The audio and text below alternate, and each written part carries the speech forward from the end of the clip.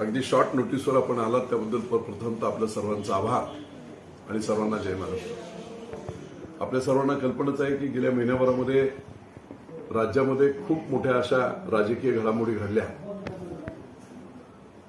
आणि विशेषतः शिवसेनेचे सर्व आमदार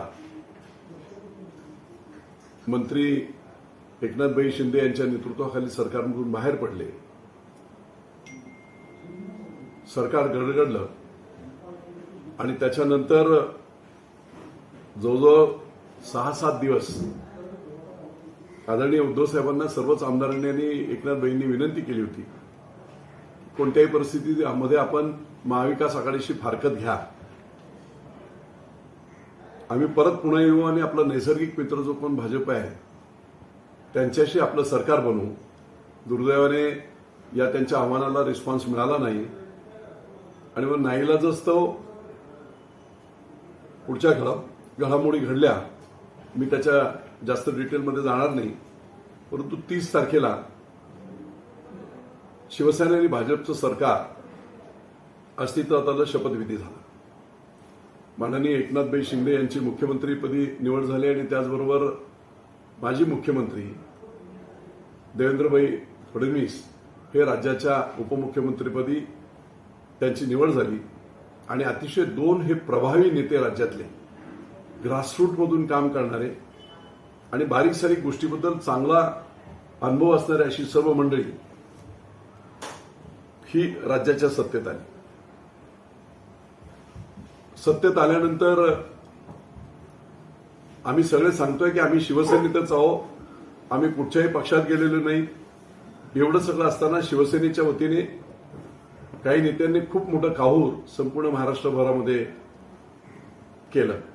वेगवेगळ्या ठिकाणी सभा घेऊन या आमदारांना, या खासदारांना कोणी डुक्कर म्हटलं, कोणी माकड म्हटलं, कोणी रेडे म्हटलं।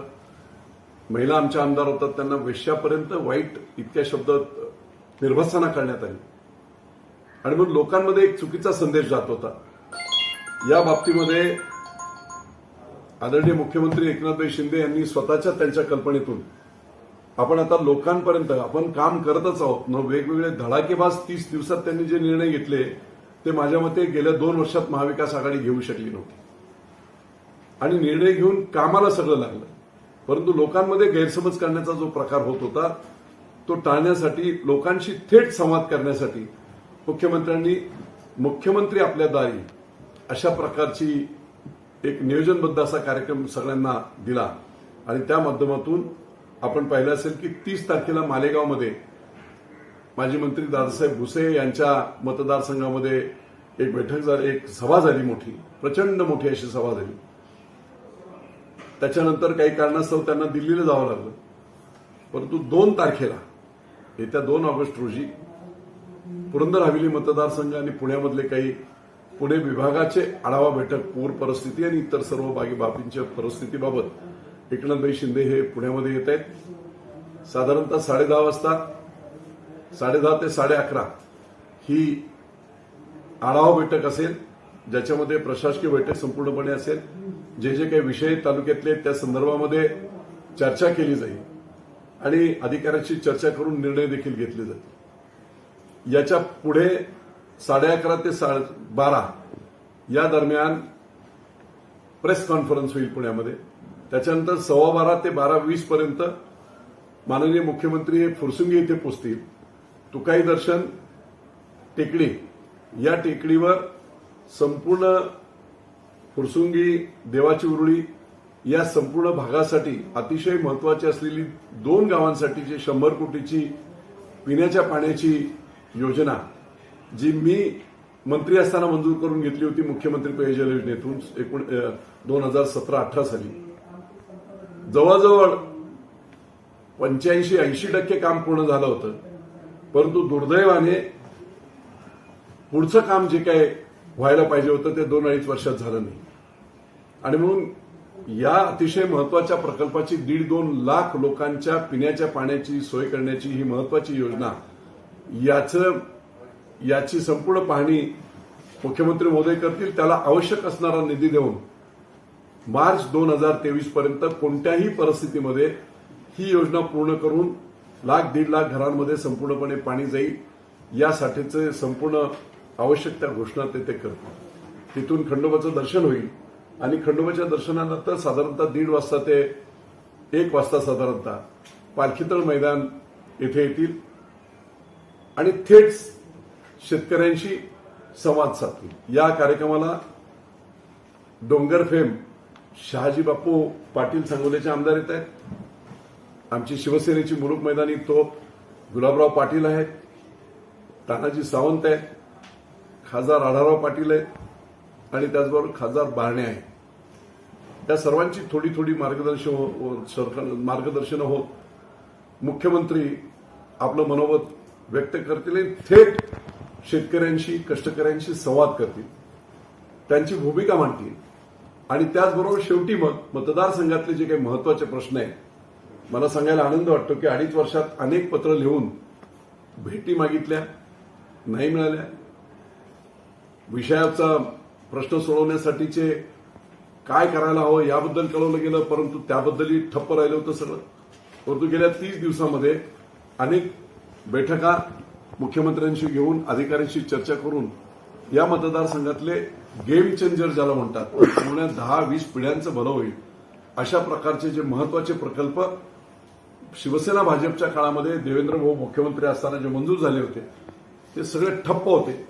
त्याला गती देण्याचं काम हे केलेलं आणि या बाबतीतले म्हणजे विमानतळ असेल, गुंजवणीचं पाणी असेल, गुंजवणीची पाईपलाईन असेल, वाढीव टॅक्स हवेलीमधली जी काही 11 गावं समाविष्ट झाली होती 2 वर्षापूर्वी, प्रचंड मोठा टॅक्सचा बोजा जिजिया कर अक्षरशः लोकांवर येतोय आणि त्याबाबत लोकांची जी मागणी आहे की आम्हाला टॅक्स कमी करा अथवा आम्हाला आहे तसं ग्रामपंचायतमध्ये पुनर्स्थापित करा, या बाबतीतली सुद्धा चर्चा झाली. या बाबतीत सुद्धा मुख्यमंत्री महोदय सकारात्मक गोष्टी या बाबतीत बोलतील.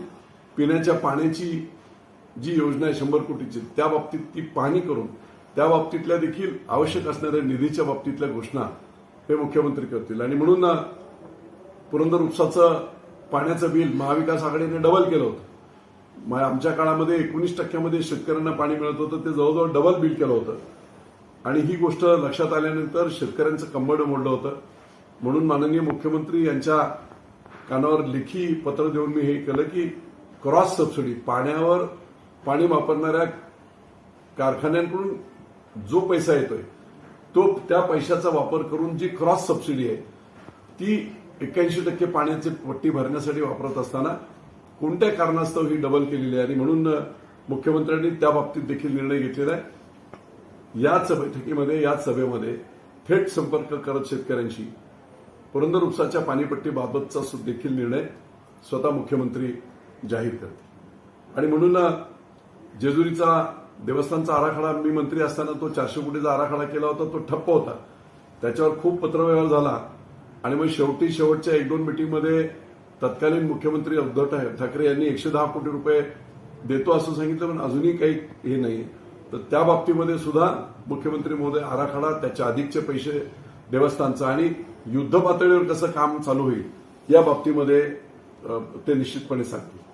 आणि म्हणून पुरंदर हवेलीच्या दृष्टीने अतिशय महत्वाची गोष्ट, जसं आता आंबेगावमध्ये जांभूळवाडी तलाव आहे, त्या जांभूळवाडी तलावाचं तळे संवर्धनामध्ये पर्यावरण खात्यांकडून आदरणीय रामदासबाईंकडून 5 कोटी रुपये मिळून तिथे जॉगिंग ट्रॅकवर हे करायचं आम्ही ठरवलं. बरंच काम CSR मधून मी केलं. दुर्दैवाने राष्ट्रवादीच्या एका कॉन्ट्रॅक्टरने ते कॉन्ट्रॅक्ट 35% खाली घेतलं आणि तो तिथून पळून गेला.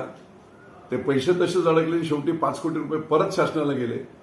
त्या बाबतीत देखील आता मुख्यमंत्र्यांना मी सांगितलेलं की ते परत गेलेले पैसे आणि त्याच स्कीममध्ये तळे संवर्धनाच्या अंतर्गत आंबेगाव येथील जांभूळवाडी तलावाचं संपूर्ण सुशोभीकरण, जॉगिंग ट्रॅक, तिथे असणाऱ्या सर्व आवश्यक सोयीसुविधा त्या पुन्हा तो प्रकल्प प्रोजेक्ट पास करावा आणि लवकरात लवकर त्याबाबतचा फंड आणि कॉर्पोरेशनला देखील त्याच्यामध्ये सहभाग करण्यासाठी लावावं अशा प्रकारचं हे जवळजवळ 7-8 गोष्टी आहेत. या सर्व गोष्टींचे निराकरण जे 2.5-3 वर्षात झालं नाही ते एका सभेमधून इथे होणार आहे. आणि म्हणून ही मतदारसंघाच्या दृष्टीने अतिशय महत्वाची गोष्ट आहे. आपल्या सर्वांना मी सभेत तर मी बोलणारच आहे, परंतु मी इथेही सांगतो की आमची पहिली निष्ठा ही मातृभूमीशी, दुसरी निष्ठा मतदारांशी, लोकांशी, आणि मग पक्षाने. अगदी त्याच भावनेतून धर्मवीर आनंद दिघे आणि एकनाथभाई शिंदे हिंदुत्वावर चालणारी ही सगळी मंडळी आहे.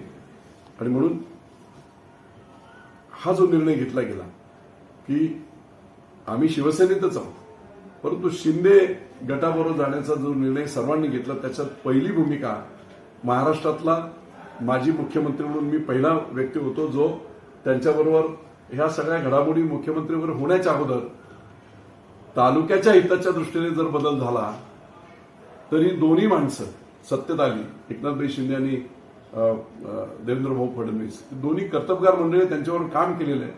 तालुक्याचा प्रचंड मोठा फायदा होईल, मतदारसंघाचा फायदा होईल आणि पुढच्या पिढ्यांचा फायदा होईल म्हणून हा निर्णय घेतला. आणि त्या निर्णयाचे फायदे महिनाभरातच हे संपूर्ण मतदारसंघाला होत आहेत. माननीय मुख्यमंत्री स्वतः त्यांच्या मुखातून ह्या सगळ्या बाबतीतले निर्णय जाहीर करतील. एक महत्वाचा प्रश्न राष्ट्रीय बाजारचा होता. राष्ट्रीय बाजार हा मी इथे केला होता, त्याचं प्रपोजल तसंच दाबून ठेवलं होतं आणि राष्ट्रीय बाजार राष्ट्रवादीच्या लोकांकडून तो खाली यशवंत सहकारी साखर कारखान्याच्या जागामध्ये नेण्याचं प्रस्तावित केलं होतं. कोट्यवधी रुपयाला ती जागा मार्केट कमीकडून पुणे मार्केट कमीकडून विकत घ्यायची आणि जिल्हा बँकेचं आणि महाराष्ट्र राज्य सहकारी बँकेचं कर्ज फेडायचं, प्लस आणखी काय त्यांच्या डोक्यात काय असेल वेस्टेड इंटरेस्ट तो भाग वेगळा.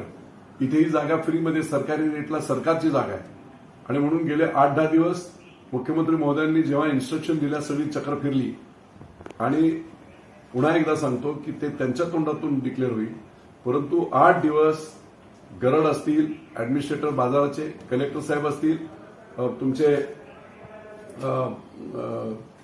कमिशनर साहेब असतील, सर्वांनी मोजणीपासून सगळं करत जवळजवळ 200 एकरवर दिवे येथेच राष्ट्रीय बाजार, फळ, फुलं, कांदा, बटाटा, भुसा अशा सगळ्या पाकळ्या करत मोठा राष्ट्रीय बाजार तिथे स्वतः मुख्यमंत्री महोदय घोषणा करतील. त्या बाबतीतली सगळं काम जवळजवळ पूर्ण होत आलंय. विमानतळाच्या बाबतीमध्ये खूप मोठा घोळ करून ठेवलेला आहे. एका बाजूला अडाणीचं विमानतळाचं काय पवारांनी केलंय, एका बाजूला इथे मी त्यांना परत परत शरद पवार आणि मुख्यमंत्र्यांना पत्र देत होतो की बाबा हे तुम्ही रेट डिक्लेअर करा.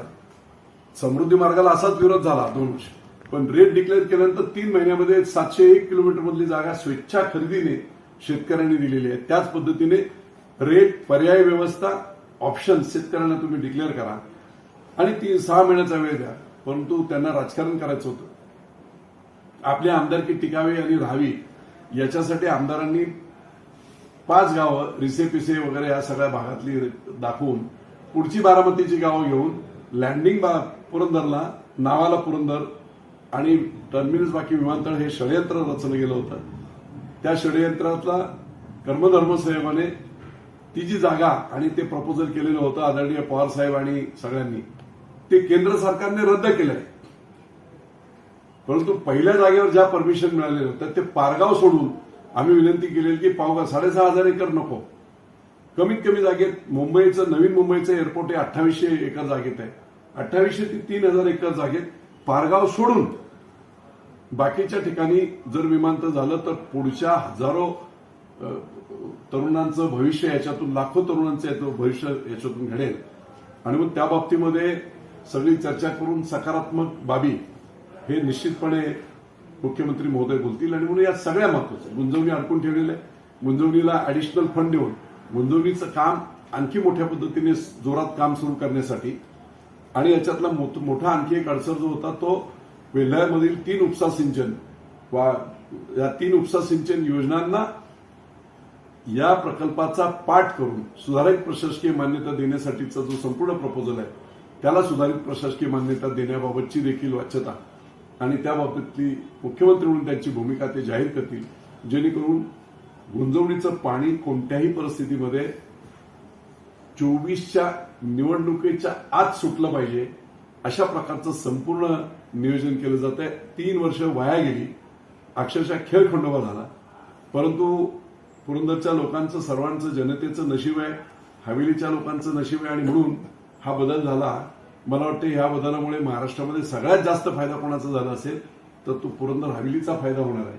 निश्चितपणे आणि हे लोकांचे प्रश्न आहेत, वैयक्तिक काहीच गोष्टी नाही.